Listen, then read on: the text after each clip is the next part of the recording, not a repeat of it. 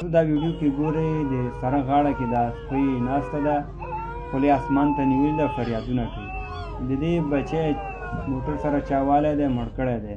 یعنې دې باندې دومره درد دی چې دې درد اظهار انسانانو ته خو نشي کولی. نو اسمان ته خوله نیولې ده، الله ته خپل فریاد کوي، یعنې ظلم ورسره شوی دی. دومره فریادونه کوي چې چیغې وایي اسمان ته.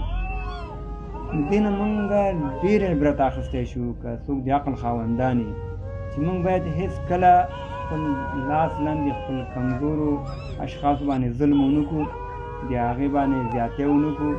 هسې نه چې هغې خوله الله ته واضح شي، هغې فریاد الله ته وشي، بیا به زموږ دنیا و آخرت تباه و برباد وي.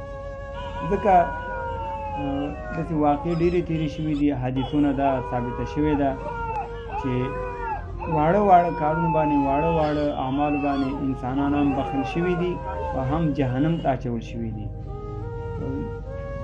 ځکه یو بند اسرائیلو کې یو واقعه تېره شوې ده چې یو زناکاره ښځه وه، یو سپي ته خپل بوټانو کې اوبه باسلې وي، یعنې هغه عمل باندې هغه الله پاک وبخلی. نو موږ ته پکاره ده چې هېڅ کله که هغه حیوانات وي، که نور مرغان وي، که انسانان وي، په هېڅ شي باندې موږ باید ظلم ونه کړو.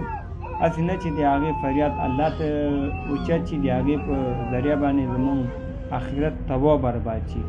لوی عبرت دې ویډیو کې پروت دی. موږ ته پکار چې دې نه عبرت واخلو، هېڅ کله په چا باندې ظلم ونه کړو، که هغه بې زبانه مخلوقات دي او که هغه انسانان دي.